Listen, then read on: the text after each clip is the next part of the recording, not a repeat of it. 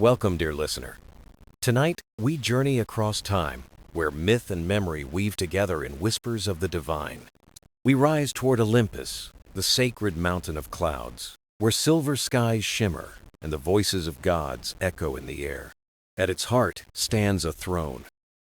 Not ordinary, not fragile, but the immortal throne of Zeus.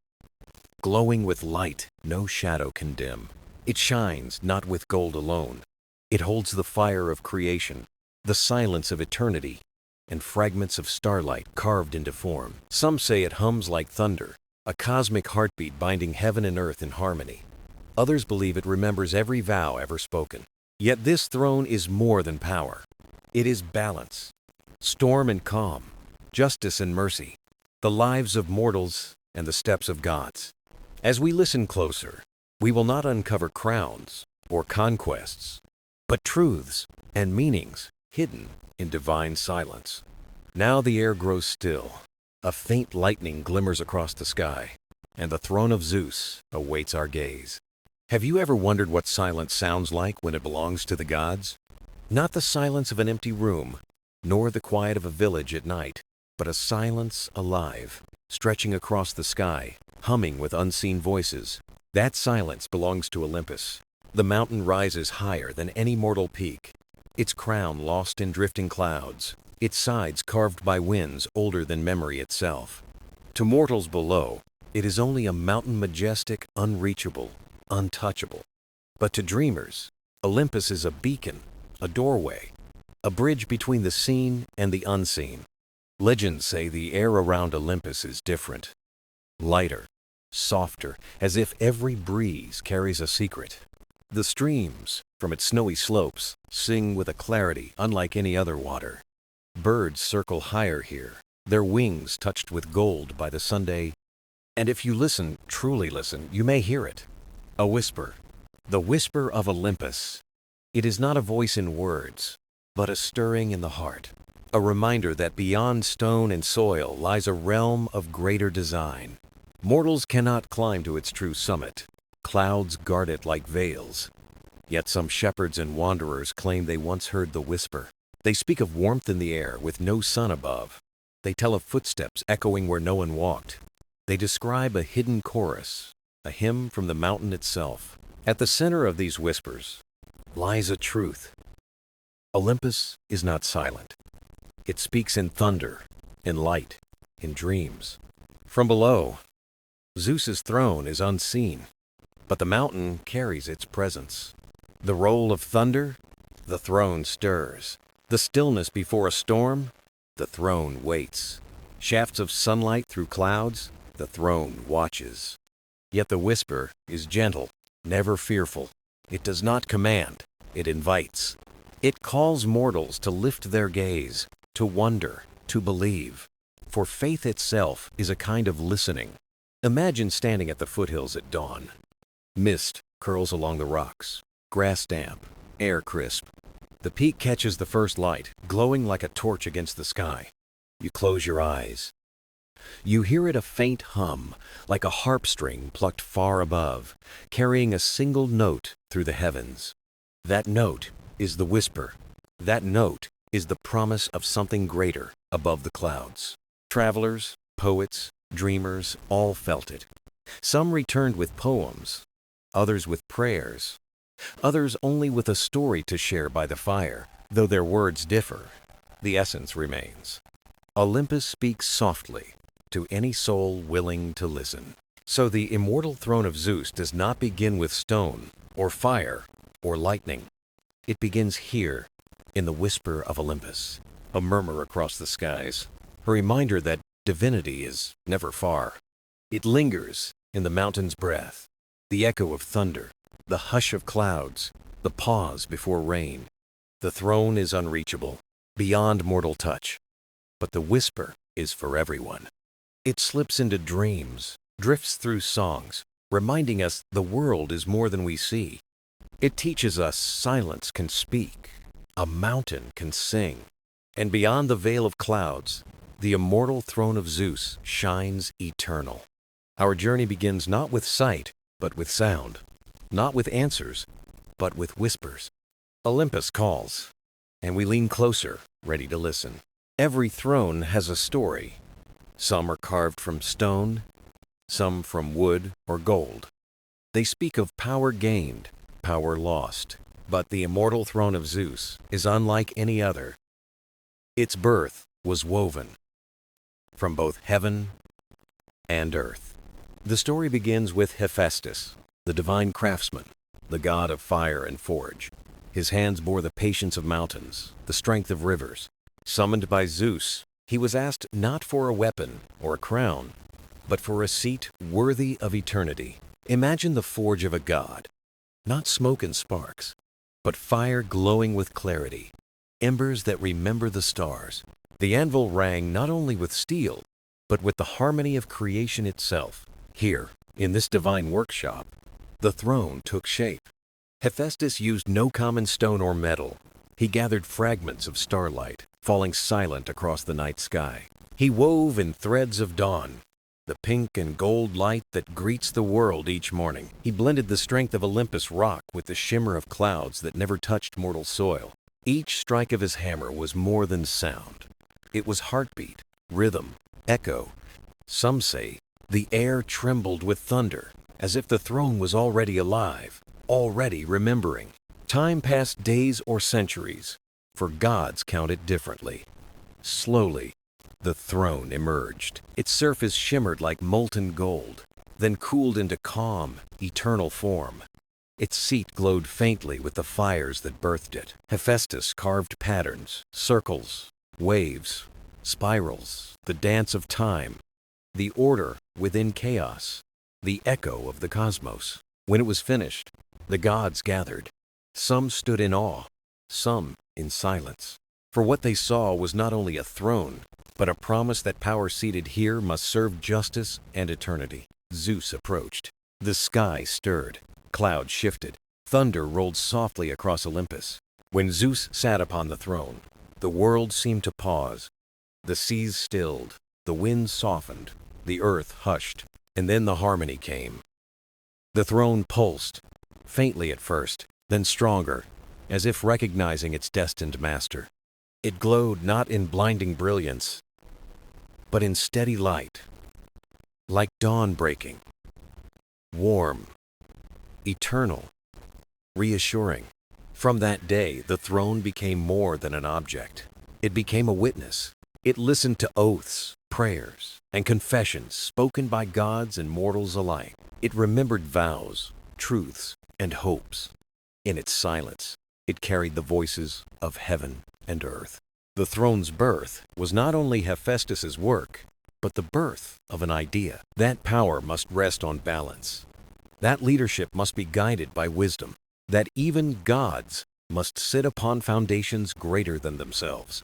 The throne is eternal, yet fragile, not in form, but in meaning. Its strength lies not in its metal, but in the justice of the one who sits upon it. This is why the immortal throne is both feared and revered. It does not shine for its glow or fire, but for the truths it demands. To sit upon it is to feel the weight of eternity, the storms and the calm, the beginning and the end. The birth of the throne was the birth of balance, and balance is the heart of Zeus's rule, the quiet thread binding gods, mortals, and the endless sky. A throne, no matter how radiant, is only as meaningful as the one who sits upon it. To understand the immortal throne, we must turn to Zeus, not only the king of gods, but the keeper of balance.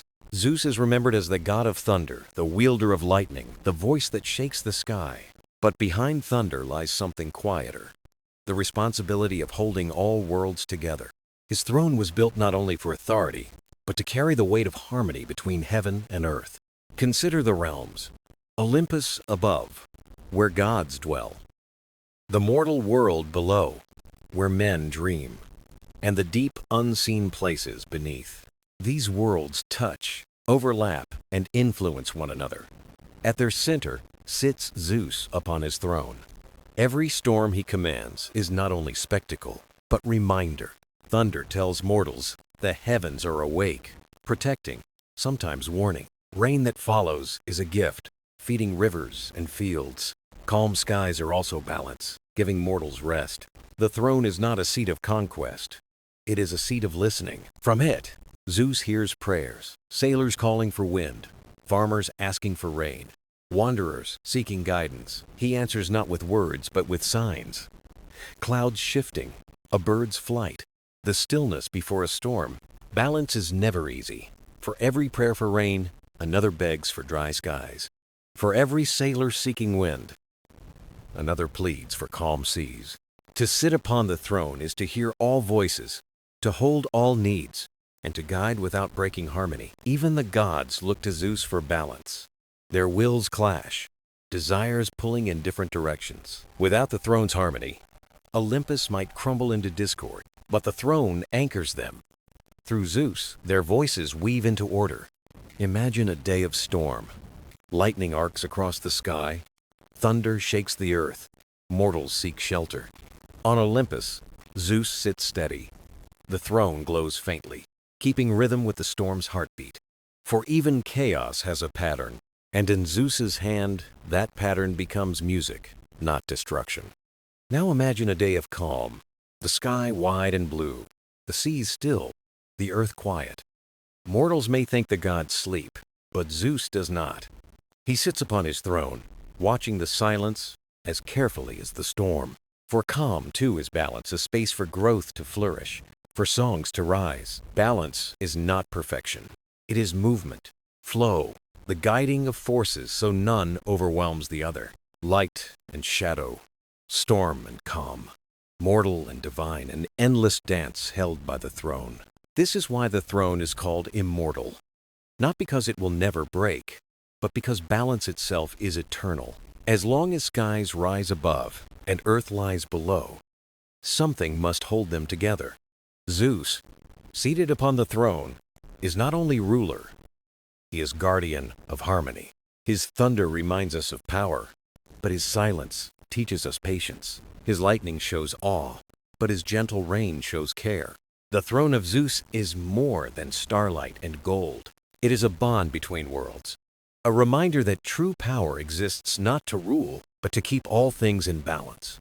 The throne of Zeus was not only a seat of power, it was also the heart of counsel, for even the king of gods did not rule alone. Olympus was home to many voices, wise, fierce, playful, and proud. Each god carried their own vision of how the world should turn, how mortals should live. From time to time, the immortal throne became more than a symbol.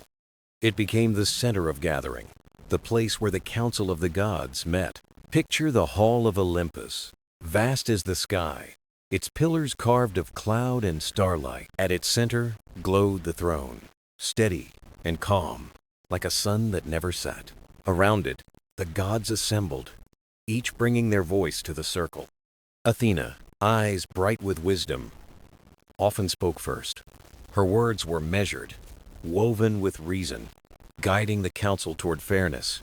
Beside her stood Apollo, radiant and golden. He spoke of music and prophecy, of light revealing truth and chasing away shadow. Poseidon followed, mighty lord of the seas, his voice rolling like waves. He carried the tempests of oceans in his heart, restless yet vital to every debate. Hera, queen of Olympus, stood tall beside the throne. Her words were filled with dignity, her gaze steady, reminding all of oaths and order. Hermes spoke too, quick and clever, laughter hidden in every phrase. Demeter, calm and patient, reminded the council of harvests, fields, and mortal lives. Artemis, wild and watchful, carried the silence of forests in the silver light of the moon. Even Ares spoke, fierce yet tempered by others, of strength, courage, and the will to rise again. Voices clashed in the council, wisdom against passion, calm against storm. And always, in the heart of it, sat Zeus, silent and steady. The throne pulsed faintly beneath him, as if gathering the voices into harmony. When Zeus finally spoke, the hall fell quiet. His words did not always satisfy, but they carried balance and weight. Sometimes his voice was thunder, loud, unshakable, final. Other times it was breeze, subtle, unseen, yet guiding all the same. The throne seemed to glow brighter, as though it too breathed with relief. The council was not without discord, for gods are proud and their wills strong. Yet even in storm, the throne endured, guiding chaos back into calm. Mortals never saw the council, but their lives felt its touch. A season of plenty, a war averted, a storm held back all born of Olympus debates.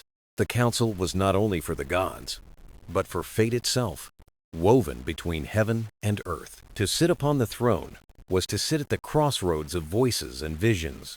It was Zeus's burden and his gift to listen, to weigh, to choose, and to hold balance. The council proved a simple truth. Even gods must gather, must listen, must seek harmony. Without it, Olympus would fall silent, and the mortal world would lose its song. The throne, glowing at the heart of the hall, was not only a seat of power, it was a reminder that unity is born not from silence, but from voices woven together. One eternal harmony, carried through heaven, earth, and beyond. The immortal throne of Zeus was not only a symbol of rule, it was a vessel of power, carrying gifts whispered through its golden frame. The first gift was sight, farther than mortal eyes, farther than most gods. The throne opened the skies, parting clouds, showing distant lands and seas. Zeus saw storms rolling, fires glowing, prayers whispered in hidden temples. This sight was more than vision. It was understanding of what might be. Threads of destiny shimmered, branching like rivers of possible futures. The second gift was voice, a resonance carried beyond Olympus. When Zeus spoke, mortals heard in dreams, thoughts, winds, and thunder. Sometimes his words became prophecy, other times only a feeling, comfort, warning, or inspiration, echoes shaped by the throne itself. The third gift was balance, the heartbeat of creation within the throne. Storms quieted, seas calmed, fields breathed when Zeus sat upon it. Through him, the throne guided nature's forces, not ruling, but harmonizing. Rainbows after rain, harvests after drought, these were gifts of balance. The fourth gift was memory, the eternal witness of the throne. It remembered oaths, prayers, and every choice made upon it. Not words alone, but truth, the intent hidden within vows. When Zeus touched its arm, echoes of eternity returned to him. This memory gave weight to promises, for the throne bore witness. The fifth gift was unity, the greatest gift of all. The throne bound gods and mortals, sky and sea, light and shadow.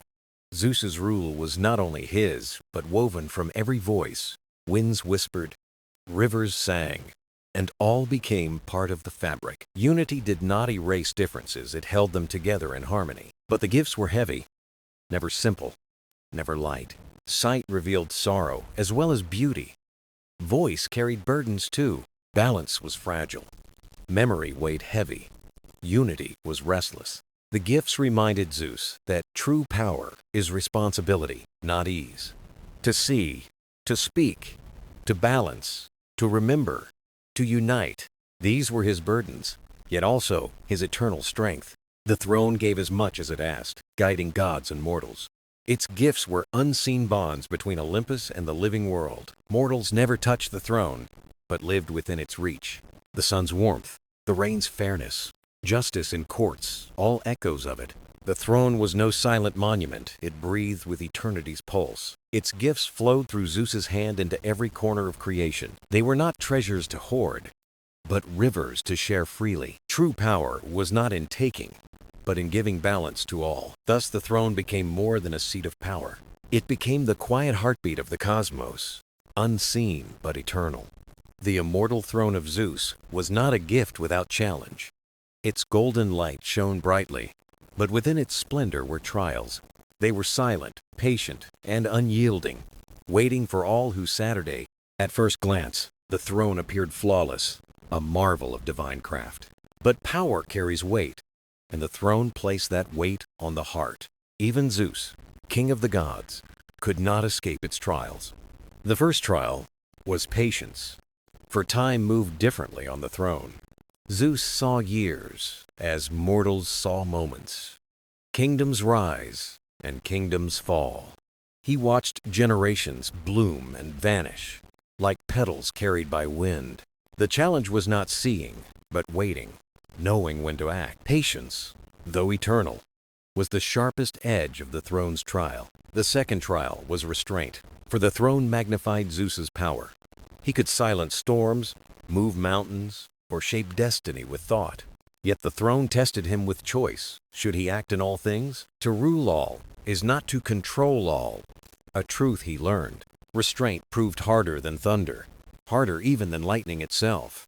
The third trial was humility, whispered by the throne's golden frame. Though it raised Zeus above gods and mortals, it reminded him of vastness. The stars were older than Olympus, the seas deeper than divine knowledge. The throne asked him to remember, power is stewardship, not ownership. Forgetting this truth was a trial that few could ever endure. The fourth trial was solitude, the quiet crown of the throne. Though gods surrounded him, Zeus was alone upon its height. The throne lifted him above all voices, leaving only his heart. He carried choices that shaped not one life, but all lives. Solitude pressed upon him like a mountain he could not set aside. The fifth trial was doubt, the quietest yet most enduring of all. The throne revealed countless paths, shimmering with promise and peril. No matter what he chose, shadows of other fates lingered. Every victory carried memories of roads left behind. Every blessing carried the ghost of another future. Together, these trials were the unseen chains of the throne. Patience, restraint, humility, solitude, and doubt each tested Zeus's soul. The gods admired the throne's glory, but few envied its burden. The gifts of the throne were shared, but the trials were Zeus's alone. Yet within these trials, his strength was truly shaped. The storms he summoned were mighty, but greater was his restraint. The lightning in his hand was fierce, but fiercer was his patience. His solitude bore weight, but from it grew courage and wisdom. The throne was not a crown of victory, but a forge of character. Each trial was a flame, tempering Zeus in fire unseen. It was this tempering that gave his rule its true weight. Without trials, gifts lose meaning. Without challenge, power loses worth. Mortals may never know the throne's hidden trials. They saw only thunder, lightning, and divine command. Yet beyond the veil of glory, Zeus bore the silence of eternity. And mortals, too, shared these trials in their smaller ways. Patience, restraint, humility, solitude, and doubt touched every human heart. The immortal throne was not only a seat of gifts, it was a place of trials, shaping the king who sat upon it. It bound him not only to power, but to wisdom. Through those trials, the throne revealed its deepest truth. Even the mightiest must endure, for endurance is the heart of immortality. The immortal throne was not born from chance or whim. It was forged in an age when time itself was young. Before Olympus rose, before mortals sang, the throne was imagined. Its creation was a secret, guarded by gods and whispered by winds. The Cyclopes, master smiths of the divine, shaped its frame. They worked in silence, striking stars into molten gold. Each hammerfall rang across eternity, echoing like thunder unborn. The throne's foundation was not stone, but light captured in form. Sunrise and sunset were woven into its arms. The shimmer of dawn and the glow of dusk became its skin. From rivers they drew silver. From skies they caught flame. The four winds bent low, offering their breath to its heart. Mountains yielded fragments of crystal. Seas surrendered pearls of depth. Even the night gave starlight, binding the throne to eternity. But materials alone could not make it live. The gods gave gifts, weaving essence into its golden frame. Hera gave loyalty, strong as the bond of family. Poseidon gave rhythm, the ebb and flow of seas. Hades gave memory, deep as the earth's hidden roots. Athena gave wisdom, clear as the calm of reason. Apollo gave harmony, the balance of light and song. Artemis gave stillness, the quiet of forests beneath the moon. Ares, though fierce, gave courage, the fire to stand unyielding. Each gift sank deep, binding the throne to all of creation. But even this was not enough. For the throne demanded sacrifice, the unseen cost of greatness. The Cyclopes gave their strength, never to wield it again. The winds gave their freedom, forever tied to the throne's breath. The stars gave a spark, dimming slightly to grant it glow. And with these sacrifices, the throne awoke, alive with eternity.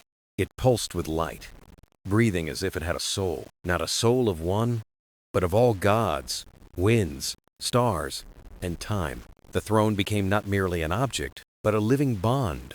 Its secrets remained hidden from mortals, revealed only in whispers. Legends told of its making, but none held the whole truth. Only Zeus, seated upon it, felt its full weight.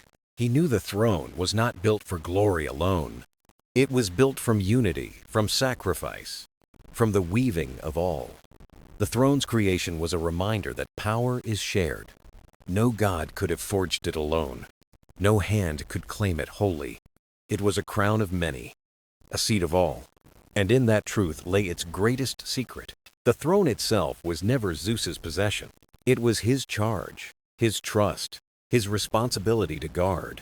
Thus, the throne's creation was not an ending, but a beginning. The beginning of a rule shaped not by power alone, but by the harmony of all who gave to its making. The immortal throne of Zeus stood high on Olympus, far from mortal reach. Yet its presence flowed downward, touching lives like rain upon the earth. No human ever saw its golden frame, yet all felt its silent weight. The first echo was law, guiding kings and judges in their choices. When fairness ruled and mercy softened justice, the throne's call was answered. It reminded all that true rule serves more than the self. The second echo was inspiration, stirring poets, singers, and storytellers. They raised their eyes to the sky, moved by visions they could not name. Through them, myth and memory carried the throne's unseen voice. The third echo was hope, whispering strength during famine and drought. Patience was given when skies were dry. Faith when harvests failed. The rains would come, and harmony would return in its time. The fourth echo was unity, softening divisions among tribes and kin. Peace treaties, clasped hands, feuds ended before they could grow. Such moments were ripples of the throne's greater bond of harmony. The fifth echo was memory, carried in stories from elder to child. Lessons of honor, oaths, and truth echoed what the throne remembered. Tradition became the mortal vessel of the throne's eternal witness. The throne's power was not bound to Olympus, but lived in mortal hearts. Mortals unknowingly strengthened it with fairness, beauty, and acts of unity. Its power flowed both ways, binding heaven and earth together. This was its deepest secret. The throne held meaning through mortal lives. Without mortals, the throne would fall silent, unmoored in eternity. Without the throne, mortals would lose balance, drifting into chaos. Together, they formed a harmony, each sustaining the other. The throne was not distant, it was the unseen bridge of both worlds. Though Zeus sat upon it, every mortal carried its echo inside. The immortal throne was unreachable, yet present in every village and song. It lived in prayers, in peace, in stories whispered by firelight. Through mortals, the throne endured, and through the throne, mortals touched eternity. High upon Olympus, where the stars felt close, unseen guardians kept their watch. They were not gods, nor mortals, nor spirits of earth, but something in between. They were called the Silent Watchers, ageless presences born of purpose. Few spoke of them. Fewer still claimed to see them, yet none doubted they existed. The throne of Zeus was too great a mystery to remain unguarded forever. They were not soldiers guarding gates, but keepers of balance, silence, and memory. When the throne was forged, the Watchers rose from the breath of the cosmos. They were woven of starlight and shadow, bound not by will but by duty. Their eternal task was simple: to watch, to remember, to bear witness. From hidden places, they listened to the voice of Zeus and the throne's hum. They judged nothing, changed nothing, but they remembered everything without end. They stood in moments of triumph, silent eyes fixed upon the glowing throne. They lingered still in times of doubt, when whispers drifted through Olympus's halls. To them, truth mattered more than noise, and memory more than display. Even Zeus felt the weight of their gaze. Not judgment, but accountability. When one knows choices will be remembered forever, each decision grows heavier. Thus, the Silent Watchers reminded the king of Olympus that power has weight, but their presence reached mortals too. Subtle, unseen, yet deeply felt. When mortals gazed at stars and wondered, it was the Watchers stirring them. When sages felt guided by unseen wisdom, echoes of the Watchers touched them. Their silence carried its own voice, urging reflection, patience, and eternal pause. They also guarded the throne's greatest mysteries, truths even gods could not bear. Within the throne lay secrets of time, fate, and the song of creation. The Watchers kept these truths, never revealing, never denying, always remembering. Some believed they were countless as stars. Others said only a few shifting. All agreed. Without the Watchers, the throne itself could not endure. Power without witness is unchecked. Memory without guardians is lost to time. On rare nights, Olympus grows silent, and the Watchers can be felt. Not seen or touched, but sensed a chill, a stillness, a pause in breath.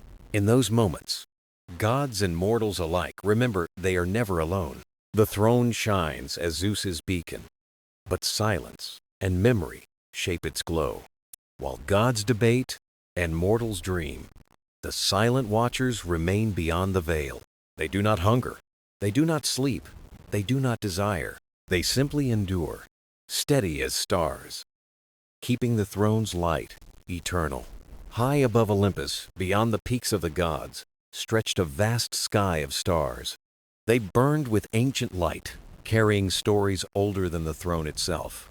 Yet the immortal throne of Zeus was bound to them in secret ways. The throne was more than a seat of rule. It was a bridge of harmony. It was a resonant chord in the endless music of the cosmos. Every star, constellation, and shifting path carried part of its song.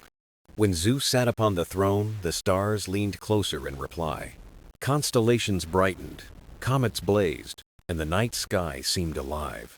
Mortals saw beauty, but gods knew it was a living conversation. The throne spoke to the stars, and the stars whispered back.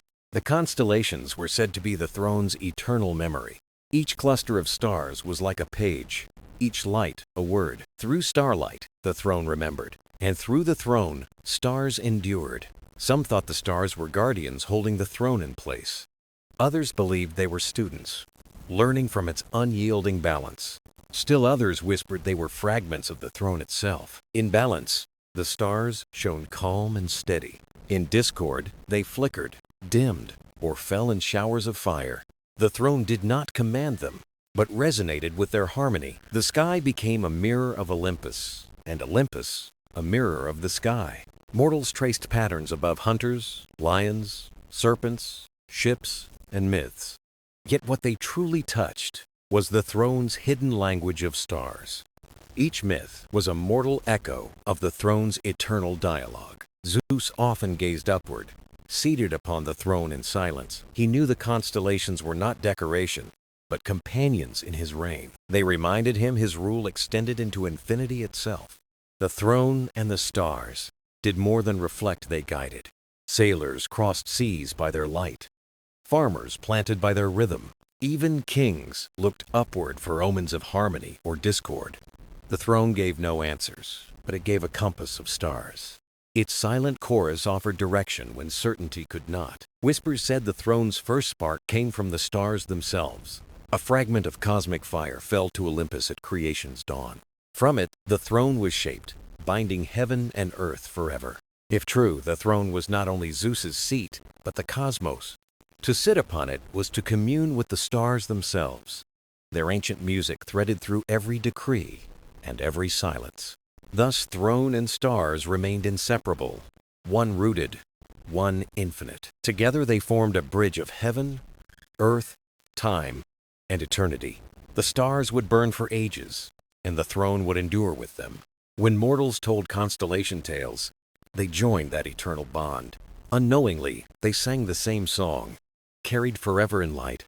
The immortal throne was not only carved of gold and power, it was carved of starlight, bound in silence, endless as the sky. Time for mortals is a river, rushing from birth to death. For gods, it is not a river, but an endless ocean. They float upon it, never drowning, never stepping outside its waters. For Zeus, the throne gave eternity a gift and a weight. It promised rule without end, power that would never fade. But eternity was not light. It pressed heavy as mountains. Each dawn brought the same sun, each night the same stars. At first these rhythms felt strong, proof of eternal order. Yet over centuries, the days blurred, folding into one another. Faces of mortals came and went. Kingdoms rose and fell. Zeus remembered them all, for the throne allowed no forgetting. It was blessing and cursed memory, without rest, without mercy. Mortals envied gods, dreaming of endless life, but they did not see the burden of endless memory. Zeus often looked upon the throne with mixed feelings. It gleamed like sunlight, yet at times felt like stone. The weight of eternity was silence, unyielding, eternal, demanding. The throne hummed with resonance, but it could not console. It required of him only one thing: endurance. There were days when Zeus envied mortals. Their lives were brief, like sparks fading in the wind, yet their brevity gave urgency to each sunrise and embrace. For the god upon the throne, there was no urgency. There was only patience, waiting, and endurance without end. The throne taught him to hold steady while all else faltered, but it also demanded solitude. No one shared his burden. It was his alone, and so was the loneliness it carried. Still, Zeus did not despair beneath eternity's weight. He saw the throne not as prison, but as promise. Its silence was the measure of his responsibility. Its heaviness was proof of his guardianship. The throne did not break him. It shaped him. It reminded him that power is not glory, but duty. And duty carried long enough becomes its own immortality. There were rare moments when Zeus smiled upon the throne, when mortals sang, when children looked to the stars in wonder, when justice triumphed. He felt the burden grow lighter, not gone, but bearable, touched by fleeting mortal meaning. The throne would endure for ages, and Zeus with it. But eternity was not measured in endless golden glow. It was measured in lives touched and harmony preserved. That was the lesson of eternity's burden. Not that it was heavy, but that it was purposeful. And so Zeus endured, not out of necessity, but belief. The world was worth carrying, no matter how endless the weight. The burden of eternity was vast, but so was his resolve. Legends say the immortal throne of Zeus held many secrets, but its greatest secret was not revealed in storms or lightning. It was found in silence, in stillness, in the heart of eternity. The throne had always been more than a seat of rule. It was a bridge, a memory, a guardian of harmony. Zeus once believed he was the master of the throne, that his power flowed into it and from it to the world. But in time, he realized something far deeper. The throne was alive in its own eternal way, not as a god, but as a pulse of the cosmos. It was born of starlight, shaped by divine will, sustained by faith. It carried Zeus's reign and the dreams of all mortals. Prayers rose from fields, seas, and firesides. Farmers asked for rain, sailors for safe passage, mothers for peace. Each hope found its way into the throne's golden frame. It absorbed them, preserved them, and gave them weight. The throne was not only a symbol of Zeus's power, it was a vessel of mortal longing and cosmic balance. This was Zeus's revelation after ages upon the throne, that he never sat upon it alone. Every mortal voice, every vow, every star was with him. The throne was a chorus, not a crown. It was a guardian, not a weapon. A reminder that power is stewardship, not ownership. The throne endured storms, silence, and countless prayers. It endured not for Zeus alone, but for all creation. It was the heartbeat of balance, the pulse against chaos. Zeus saw the throne not as burden, but as bond. It tied him to mortals, to gods, to stars, to eternity. Its immortality was not power, but connection, not glory, but trust. The throne was not Zeus's monument. It was a covenant between him and the cosmos. And so its story is not Zeus's story alone. It is the story of all who looked upward in hope. The throne is immortal because hope is immortal. It carries what cannot die: faith, harmony, memory. Mortals still gaze at stars and touch its hidden truth. They feel its whisper in winds, in storms, in sunlight. The immortal throne remains unseen, but never absent. And perhaps this is its final revelation. True immortality is not gold or lightning. It is the bonds that endure beyond time itself. The throne of Zeus endures as guardian of balance. It carries eternity not as burden, but as promise. And in its endless song, gods and mortals find their place.